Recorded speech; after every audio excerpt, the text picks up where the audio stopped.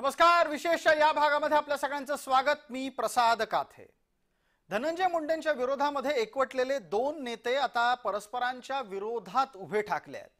सुरेश धस आणि जितेंद्र आव्हाड यांच्यात वाद निर्माण झालाय. या वादाच्या मागची खरी कारणं ही वेगळीच आहेत.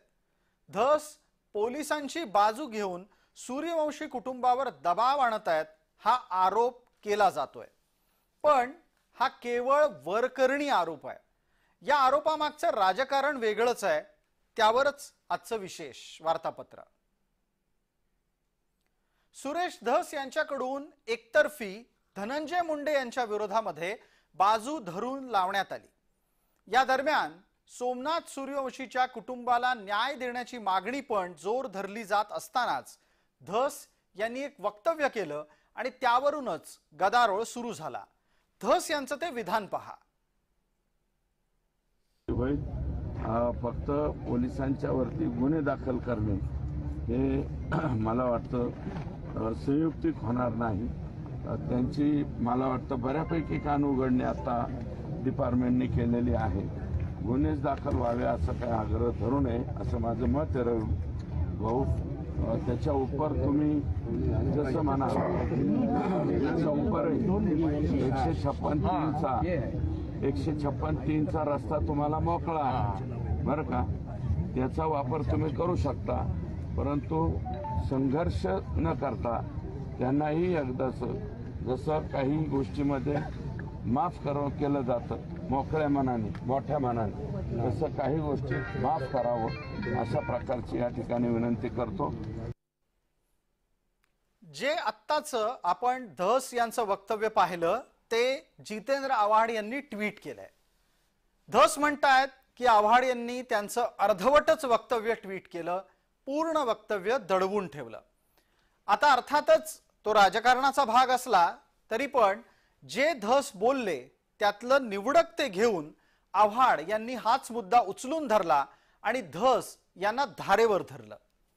धस विरुद्ध आव्हाड या वादातली ही पहिली ठिणगी आहे.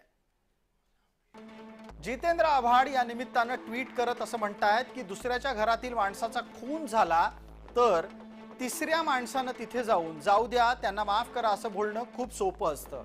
पोटच्या पोराचा जीव गेल्याच्या नंतर आईला काय वाटत असेल हे जर बोलणाऱ्यास कळू नये याला काय म्हणावं. सगळ्याच ठिकाणी राजकारण करून आपली पोळी भाजण्याची सवय वाईटच असते. अर्थात हा ज्याचा त्याचा विचार आहे, पण कुठल्याही परिस्थितीत कुणालाही माफी मिळणार नाही.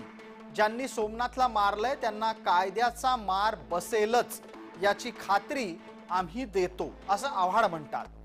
त्याच्याच बरोबर पुढे जाऊन आव्हाडांनी म्हटलंय की एवढंच जर आपल्यामध्ये क्षमा याचनेचं भूमिकेतलं असे म्हणजे आपले जर भाव क्षमा याचनेचे असतील तर कृपया आपण हिमालयात जाऊन साधू संत व्हा आणि वाल्मिक कराडलाही माफ करा. सोमनाथ सूर्यवंशी छोट्या समाजाचा आहे, त्याच्या मागे पाठबळ नाही या भावनेनं जर समजा कुणी काही म्हणत असेल तर सोमनाथला मारणाऱ्यांना माफ करावं ही भावनाच मुळात वर्णवर्चस्ववादी आहे असं आव्हाड म्हणतात. आव्हाडांचं पुढचं वक्तव्य आहे की खून हा खूनच असतो आणि खुन्याला माफी नाही. तेव्हा सोमनाथचा सुद्धा खूनच झालाय हा दावा आव्हाडांनी केला. अक्षय शिंदेचा खून आहे, सोमनाथचा खून आहे आणि संतोष देशमुखचाही खूनच आहे. तिघांच्याही खुनाला माफी नाही असं आव्हाड सांगतायत.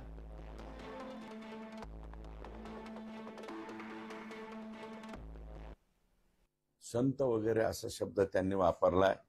तर जितेंद्र आव्हाड साहेब ज्या चिमुकलीवरती बदलापूरमध्ये बलात्कार झाला, जी अतिशय दुर्दैवी घटना घडली, त्याचा आकाश शिंदे का काय तो अक्षय शिंदे आरोपी, त्याची वाहवा करणारे तुम्ही राष्ट्रीय संत असाल तर ती संतगिरी तुम्हालाच लखलाप.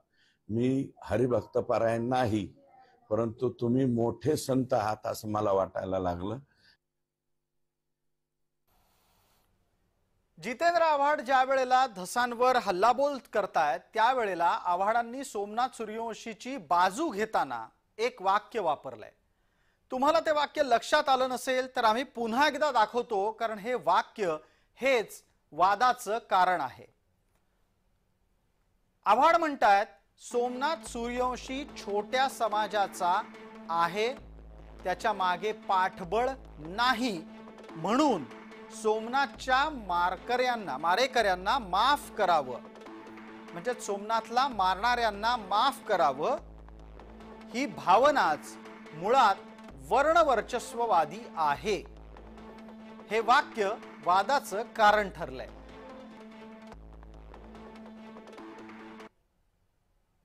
आव्हाड यातून जो संकेत देतायत तो कोणता हेही लक्षात घ्या।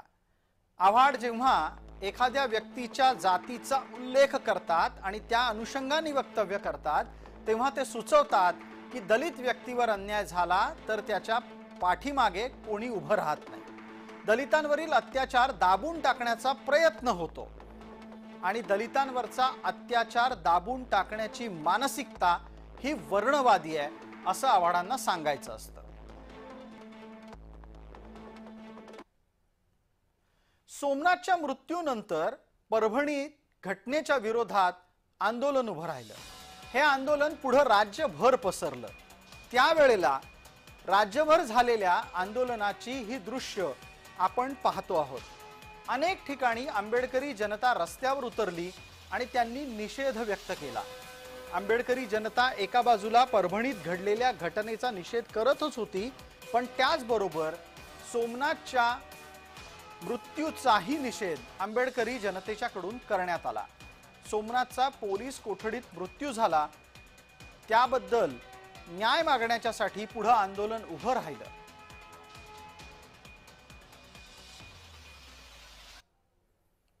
परभणीमध्ये जे घडलं त्याच्या घटनाक्रमाच्या बाबतीतही आपल्याला काही गोष्टी लक्षात घ्यायला लागतील, कारण परभणीतल्या घटनेच्या प्रतिक्रिया राज्यभर उमटल्या होत्या। त्याचा तपास पोलीस करत असताना पोलिसांवरच कारवाईची मागणी जोर धरू लागली आहे। काय घडलं होतं परभणीत ते पहा। परभणीमध्ये 10 डिसेंबरला एक घटना घडली आणि त्या घटनेत सामील असलेला व्यक्ती मनोरुग्ण असल्याचं तपासाअंती समोर आलं। मनोरुग्ण व्यक्तीला प्रत्यक्षदर्शींनी तिथल्या तिथेच पकडलं, म्हणजे घटनास्थळावर पकडलं। पोलिसांनी तात्काळ संबंधिताला अटक केली। घटनेच्या विरोधात 11 डिसेंबरला बंद पुकारला गेला। बंद दरम्यान परभणीमध्ये दगडफेक झाली, हिंसाचारही झाला। हिंसाचार रोखण्यासाठी पोलीस कारवाई झाली। स्थानिक प्रशासनाच्याकडून यावेळेला जमावबंदी लागू करण्यात आली। हिंसाचार करणाऱ्यांवर पोलिसांनी धडक कारवाई केली। परभणी पोलिसांकडून यात 50 जण ताब्यात घेण्यात आले। पोलीस जाणीवपूर्वक कारवाई करतात असं आंदोलक त्यावेळेला सांगत होते, तर हिंसा करताना जे दिसले त्यांच्यावरच कारवाई होतीये असं मुख्यमंत्री म्हणत होते। सर्वप्रथम ज्या व्यक्तीने बघितलं तो ऑटो रिक्षा चालक होता राजू कांबळे नावाचा। तर त्याने जेव्हा एक बाईट त्याचा ऐकला, त्या बाईटमध्ये तो असं म्हणतोय की त्या व्यक्तीला मी विचारलं, त्या आरोपीला, की हे तू का करतोय?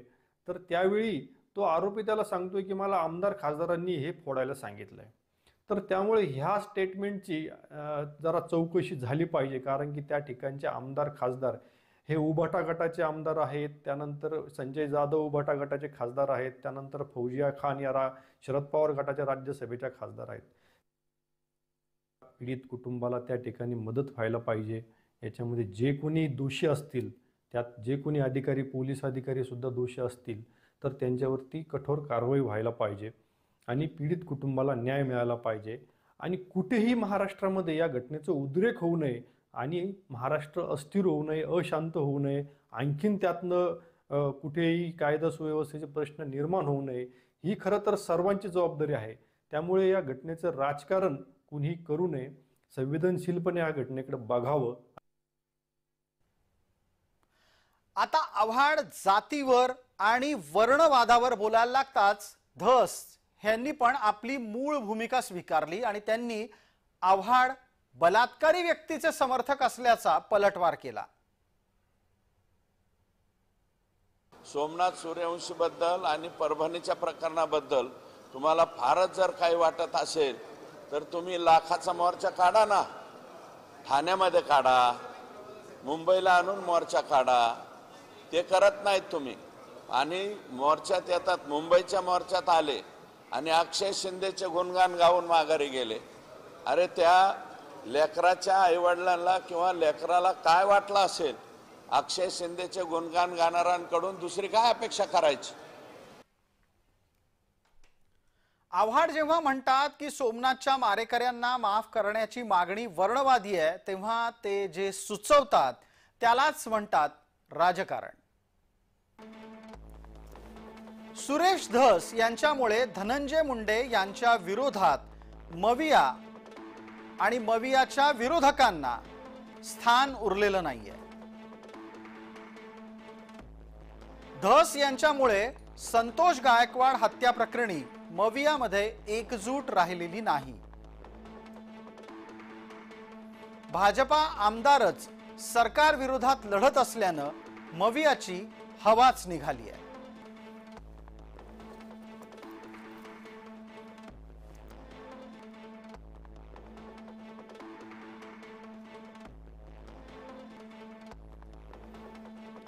थोडक्यात काय तर धस आणि आव्हाड यांच्यातल्या संघर्षाची ही खरी कारण आहेत जी आम्ही या विशेष वार्तापत्रात आपल्या समोर आणली.